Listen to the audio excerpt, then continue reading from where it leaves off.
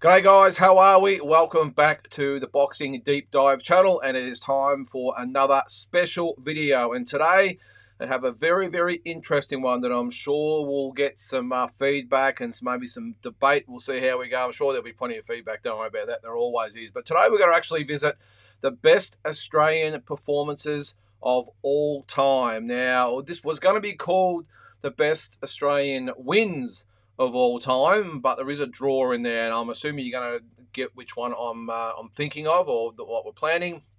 But the 10 best Aussie performances of all time. Now, as always, this is very subjective. This is just my opinion.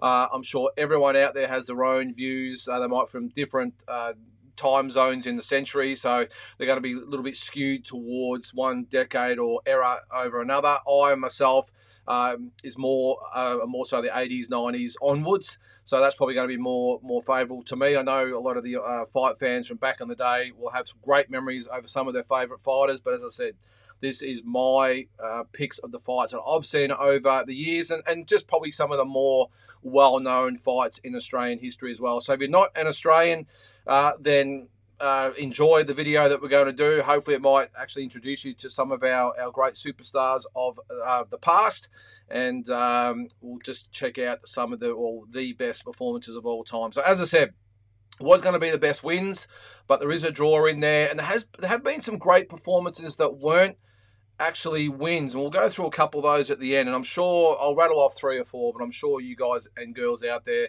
have got some great performances that you can think of, and if so, of course, put them in the comments below, and we'll see how we go. So we're going to start at number 10 and work our way down to number 1, and then I'll put the whole list up, and we can have a bit more of a closer look at it, and then, of course, as I said here, your views and opinions are down below. So let's get into number 10. And we're going to start off with Danny Green versus Roy Jones Jr. It took place on December 2nd, 2009. Now, up until this point, Roy Jones Jr., maybe arguably, I think he was the biggest name, international name that had ever set foot on Australian soil. And there'd been a few, was it 17 years before that, Zuma Nelson had come here, and I'm sure there'd been others as well a long time back in the day. Jack Johnson, of course, but Roy Jones Jr., he came to Australia with a 54-5 record, a multi-time world champion. He'd had some great battles over the years and wins over the likes of Bernard Hopkins, Antonio Tarver, James Toney, Virgil Hill, Mike McCallum, Eric Lucas, and John Ruiz. So just a massive name. Was probably on the downturn of his career. Danny Green, of course, had won various types of world titles, interim titles, and everything else, just for the IBO Cruiserweight title. So it was in Sydney, and the only reason I've got it at number 10 on this list, look, it was a great performance by Danny. The only issue I think myself and a lot of fight fans over the years have had a problem with is just the version of Roy Jones Jr. that turned up. From Danny Green's perspective, a magnificent performance from him. He went out, took the fight straight to Roy Jones Jr., wasn't intimidated at all. He was up for the occasion, but as I said, Roy Jones Jr. looked a bit off from the word go. He didn't really engage. The punch that put him down was maybe questionable. That's not taking anything away from Danny Green, obviously, but it was just more so the Roy Jones Jr. that turned up and the performance that he did put in. Now, of course, he only went one round, so he didn't really have a chance to do all the things that we know Roy Jones Jr. can do. But I'm going to take it from the perspective of Danny Green, and that performance from him, I think, is the number 10 ranked best performance by an Australian of all time. Let's go on to number 9, and this is one of my favourite fights of all time. It is Lester Ellis with a 15-round decision over the South Korean One Kill You. Yes, that's his name, One Kill You. Back in February 15, 1985, Festival Hall in Melbourne. I remember it was my first sort of fight featuring a big Australian at that time to watch. I didn't watch it live, but it was on TV, and it was pumped up a lot. One Kill You. From the media, they got right behind this fight, and this was probably the first Aussie that had been in a world title for quite some time, for a couple of decades actually, and the whole of Melbourne and Australia got behind the young Lester Ellis, 19 years of age he was when he challenged for this title. And to think that my oldest son is 19 It's amazing to think that this guy was fighting for a world title against a pretty formidable opponent. He had a 25-1-3 record. He'd won the title with a 15-round decision over Rod Sequenin, the tough Filipino in 1984. And Aussie fight fans should recognise the name Rod Sequenin because he gave Lester Ellis an unbelievable fight the year after this. It was actually the fight after the One Kill You fight when Lester stopped him in 13 rounds in a torrid battle. That quite easily could have been on this list, but it's probably more so the quality of the opponent that probably kept him off. But One Kill You, this is probably a reason why this fight is at number 9 and maybe not higher, because I actually think this fight from Lester Ellis, if you break it down, was a true, just an unbelievable once-in-a-lifetime type of performance by Lester Ellis. As I said, 19 years of age to fight for the IBF world title in front of a sellout crowd at Festival Hall. 15 rounds, by the way, not 12. And the fact that at that age, he was able to put on that performance, keep out all the pressure that was involved, lift the belt from a pretty formidable opponent in Kill You was just an unbelievable achievement by young Lester. And again, the only reason this is not higher is because One Kill You probably wasn't probably high on the pound for pound or even in the rankings of that particular division at that time. Can't take anything away from Lester, as I said, because you can only beat who they put in front of you. And at 19 years of age, no matter who it was against for what belt. This is also the first year of the IBF as well, so probably taking its time to get its momentum and get a foothold into the boxing world. And after this would become obviously one of the big 3 or big 4 now. Back then it was just the 3, and that, as I said, that's the reason why it's probably not a little bit higher than what it was. And apologies about that photo, by the way. There's literally no photos of that fight on the net. I tried everything I could, and this is the best we could do. So apologies to Lester for that one. Let's go on to number 8, and this is another legendary fight. Jimmy Carruthers with a first round KO of the South African Vic T for the world bantamweight title. It took place on November 15, 1952. Vic T, this was in his hometown, which makes it even more great from Jimmy Carruthers' point of view.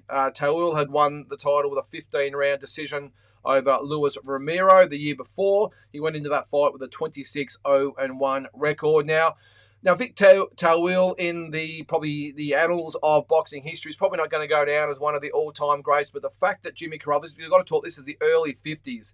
So we're not just getting on a plane and flying these days. Back in those days, you probably had to get on a boat to get some of these places. And just the journey, even if it was on a plane, multiple flights, took a long time to get there. So South Africa is one thing. Hometown of Vic T is another thing. Undefeated world champion is another thing. And to go over there, and not just to go over there and beat Vic T in his hometown, it was the manner in which he did it. He went out there and totally obliterated Vic T. He threw, I can't remember the exact amount, but it was well over 100 punches or 120 punches or something in that first round, and forced the referee to stop the fight for the world bantamweight title. So I've got that at number 8. He did actually beat Vic T in the rematch after this one, to put any doubt aside, and was a world bantamweight champion for a couple of years. So, and like some of our champions, rest in peace to the legendary Jimmy Carruthers, our first recognised world champion here in Australia. All right, let's go to number 7. Next is Daniel Giel with a 12-round decision over the German Felix Sturm back on September 1, 2012. Now, this was a great performance from Daniel Giel, mainly because going to Germany, probably even to this day, is still the same. It's almost like you got to knock them out to get a draw these days. So Daniel Giel went there. Felix Sturm had a 37-2-2 record. He'd previously held the WBO middleweight title that he won over Hector Velasco in 2003. He actually lost that belt to the legendary Oscar De La Hoya the following year, but he'd regained a version of it winning the WBA middleweight belt in 2007 over Javier Castillo, and he was making his 13th defense of that belt when Daniel Giel went over there. So again, hostile territory. He had no right to win the belt, did Daniel Giel, and he went over there and won a unanimous decision for the upset. And to put it in perspective with Felix Sturm, after this fight, he actually won the IBF middleweight title in 2013, so the year after this fight, with a second-round knockout of Darren Barker, who had actually taken the WBA belt from with the IBF belt, with one of those off Daniel Gill. And then in 2016, won the WBA super middleweight belt with a 12-round decision over Fedor Chudinov. So in 2016. So no slouch, Felix Sturm made many defenses of those belts and was a legend of German boxing and world boxing, of course. And for Daniel Gill to go over there and beat him was a massive upset at the time. Of course, our other main man, Sam Solomon, went over there a few years later and took the belt off him as well. But I think this was the best version of Felix Sturm at that stage, and Daniel Gill with that upset win over in Germany. Let's go to number 6, and it is Johnny Famechon with a 15-round decision over the legendary Cuban Jose Legra. This was on January 21, 1969. Now, Jose Legra went into this fight with a record of 105 wins, 5 losses, and 4 draws. Yes, he'd had 114 fights, which is just unheard of, obviously, these days. He'd won the belt with a 5th round knockout of Howard Winston in 1968 for the WBC featherweight belt. It would actually go on after this fight to win the WBC featherweight belt again with a 10th round knockout of Clemente Sanchez in 1972. But again, Johnny Famechon went to England to win this belt. Seems a bit odd that an Australian is fighting a Cuban in England, but he did that. And again, same as the Jimmy Carruthers situation, to go over to England, which would have been a massive journey back in the day, even by plane, to beat the legendary Cuban Jose Legra by decision for that WBC belt was a massive upset. And he actually got a parade here in Australia, in Melbourne, that drew over 100,000 people. I'm not quite sure we don't have that happen these days, but back then, 100,000 people turned up to a ticker tape parade for the legendary Johnny Famechon, and again, rest in peace to him. All right, we're going to go to number 5 now, and it is Jeff Harding with a 12th round Rocky-like knockout of the Briton Dennis Andrees. Took place on June 24, 1989 for the WBC light heavyweight title. Now, Dennis Andrees, he'd actually fought for the belt a couple of years before. Actually, we held the belt and lost it to the legendary Thomas Hearns. He was stopped in 10 rounds for that WBC light heavyweight belt. But around that, he'd had some really good wins. Tony Simpson and Bobby Ches. Bobby Ches was a past and future world champion, and he beat him and went into the fight with Jeff Harding, an unbackable favourite. Jeff Harding was a late replacement, but this fight took place in Atlantic City. I still remember Jeff Fennick at ringside going absolutely nuts in the 12th round. Now, to put it in perspective, Dennis Andrees, again, unbackable favourite, had won pretty much every single round against Jeff Harding, and after 11 rounds, it was pretty much unlosable. The only way he could lose the fight was by knockout, and that is exactly what happened. Jeff Harding came out in the 12th round, steamrolled Dennis Andrees, dropped him, and the referee waved off the fight after an unanswered barrage of punches. And Jeff Harding with a true Rocky-like performance. If you watch the fight, he had blood streaming down his face. He was way behind on points and literally pulled it out of the fight. Now, Dennis Andrees would get revenge on Jeff Harding the following year. I was actually at that fight in Melbourne. Andrees stopped Harding in the 7th round. But again, a couple of years after that, Jeff Harding would get his revenge and win back that belt with a decision win over Dennis Andrees. So one of the most memorable fights of all time with an Australian was Jeff Harding with that win over Dennis Andrees. Let's go to number 4. And we have Lon Rose with a 15-round decision over Fighting Hara, February 27, 1968 in Japan, which again, like the other fights that were won overseas, unthinkable to think that Lon Rose could go to Japan and knock off the legendary fight. I know I've said legendary a lot, but this is what a lot of these fighters were, which is why these wins were even held in the esteem that they are. So Fighting Hara in Japan, now 1968. Now you've got to remember also, this was only 22, 23 years after World War II had ended, so the tensions were still there between Australia and Japan, but Lon Rose didn't care. He went over to Japan to fight Hara, who was 50 wins and 3 losses. He'd won the WBA and WBC bantamweight belts with a upset win himself over Etta Joffre, another legendary fighter in 1965. He was making his 5th defence of that belt, and Lon Rose got the win. I still remember he had who was it? His trainer. Jack Rennie, I'm trying to think of, sorry.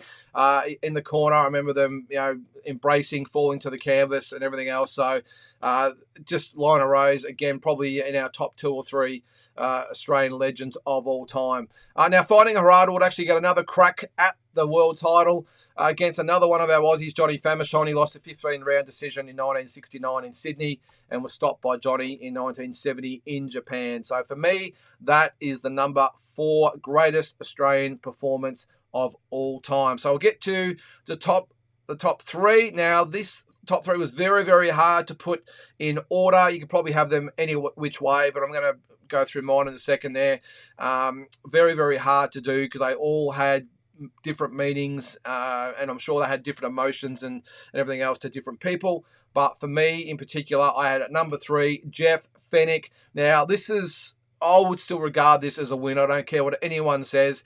He went to Las Vegas in 1991. You can see there, June 28th, of course, in 1991. It was on the Mike Tyson Razor Ruddock rematch undercard.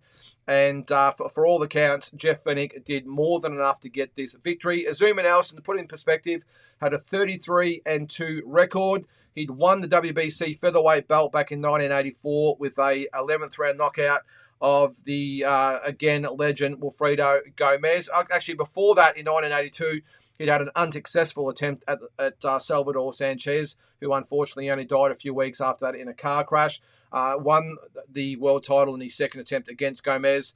He also had won the WBC super featherweight title, which this fight was for, with a 12-round decision over Mario Martinez in 1988. And had made 5 defences of that belt. He'd also made 6 defences of the previous featherweight belt as well. He'd had wins over Marcos Villasana, won the Porte Calvin Grove. He would have future wins over Gabriel Ruelas, Jesse James Leisure, amongst others. He had a decision loss to Pernell Whitaker as well. But to put it in perspective, another unbackable favourite. Here in Australia, we knew all about Jeff Fennick. He was already a living legend here. Only at, I think, 27 years of age, or just turned 27 years of age, where Nelson had probably already earned himself a spot in the Hall of Fame at that stage. Jeff Fennick went over there and literally took him to pieces. And in my opinion, won 9 out of the 12 rounds. Unfortunately, with the draw, we all remember Jeff Fennick's words afterwards to promoter Don King. But unfortunately for us, this was probably the last time we saw the vintage and prime Jeff Fennick. They would fight again the following year. Zuma Nelson would successfully defend that belt with a knockout of Jeff Fennick in the 8th round at Princes Park in Melbourne. And after that, we just did not see the same Jeff Fennick again after that. Strangely enough, they would have a third fight in 2008 that Jeff Fennick would win, but I think we can put an asterisk beside that one. But for me, to watch that fight, I was actually in Canada at the time as an exchange student. I remember going to the local pub with some other guys and watching that fight, and to have the whole bar full of Canadians roaring and yelling for an Aussie that I knew and loved as my all-time favourite fighter, and Jeff Fennick. It was a thing to see, and to this day, I don't care what anyone says. Jeff Fennick won that fight, and I think it was justified. Only was it last year when the WBC awarded him a retrospective 4th belt for that WBC super featherweight title. It's just a shame too, because if he had won that belt, he would have been the first fighter ever, undefeated fighter that is, to win 4 belts. So it's a real shame, but as I said, at least it's been recognised by the WBC in some way. I don't think that eases the pain for Jeff Fennick at all, but for him anyway, it's a little bit of peace of mind. All right, let's get down to the number 1 and 2. We're going to start with number 2. This was really, really hard to sort out, but I've gone at number 2 for George Cambos with the 12-round decision win over Teofimo Lopez, November 27, 2021. Lopez at the time was 16-0, the defending champion, so not necessarily a seasoned fighter. He certainly wasn't a Hall of Famer in the making or anything like that, but at the time he'd come off a monumental upset over Vasily Lomachenko to win the world lightweight title. He was in everyone's pound-for-pound top 10, if not top 5 at the time, and was a recognised superstar of the sport. George Cambos was literally given no chance whatsoever to win this fight. He'd gone over there, pretty much almost talked himself into this fight. He was actually, I think, ranked number 1 by one of the organisations, might have been the IBF or one of them, But Lopez probably had his choice of different fights. George was a voluntary defence from memory. But right from the word go, George Cambos was in his face. He did not take a backward step from Teofimo Lopez. Got into his head. Lopez wasn't quite sure how to handle this brash Australian who no one had really heard of before outside of Australia.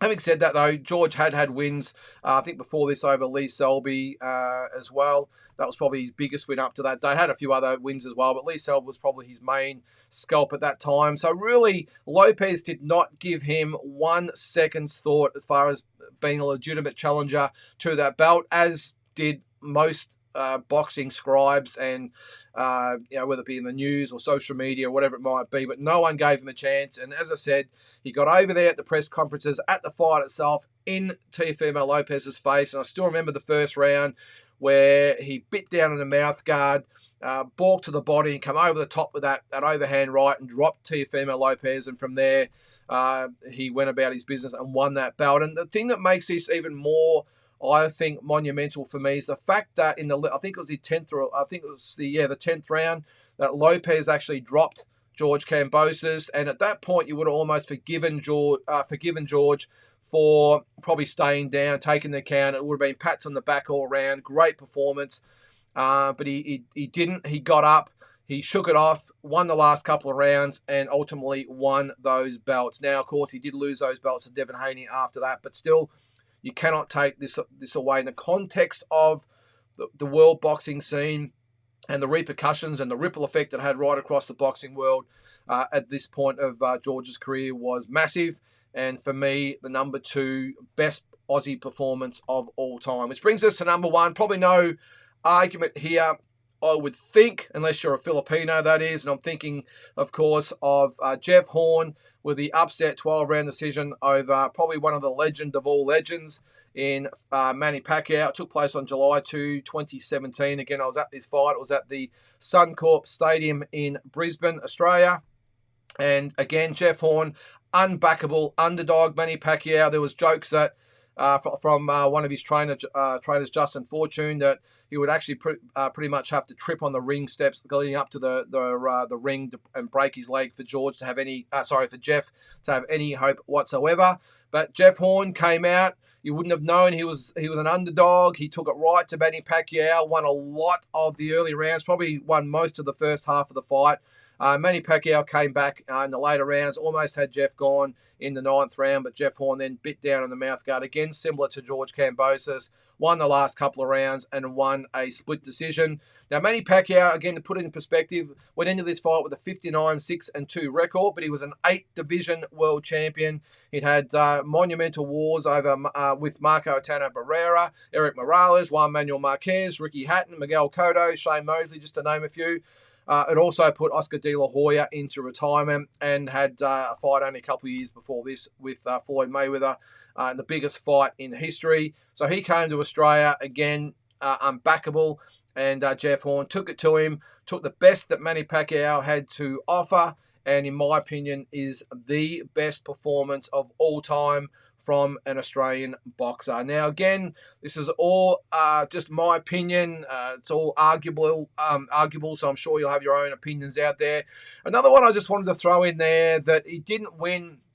This was back in 1993. I'm talking of Troy Waters against Terry Norris.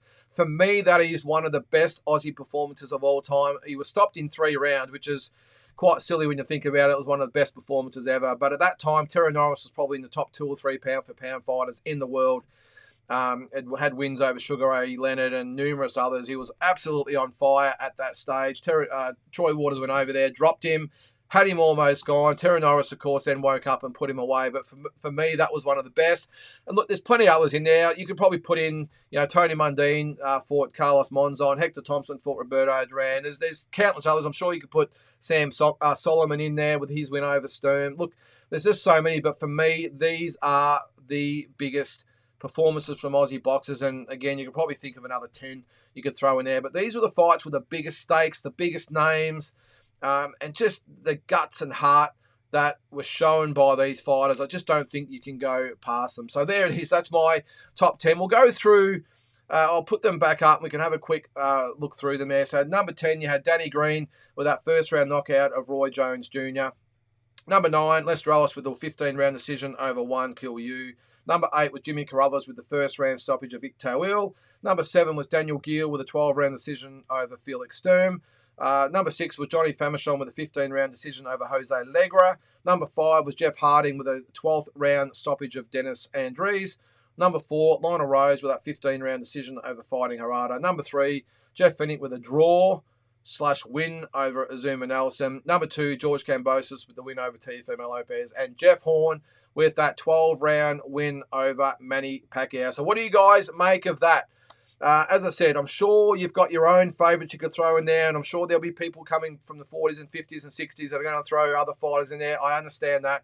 I'm just going by the fights, probably the ones I can remember. Not that I can probably remember the Famechon, Rose and Carruthers fights that well, but of course I've seen the footage and done a bit of a deep dive into those fights. I'm sure back in the day, Les Darcy might have had some, and Dave Sands, and all those, I understand that for me, but these are, for me, the 10 best performances by Australians of all time. Now, the order of those could have been anywhere all over the place, especially those, in my opinion, the top 3.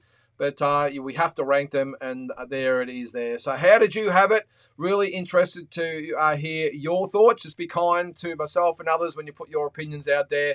But there it is, the top 10 performance of Australian boxers of all time. And until next time, thanks for tuning in.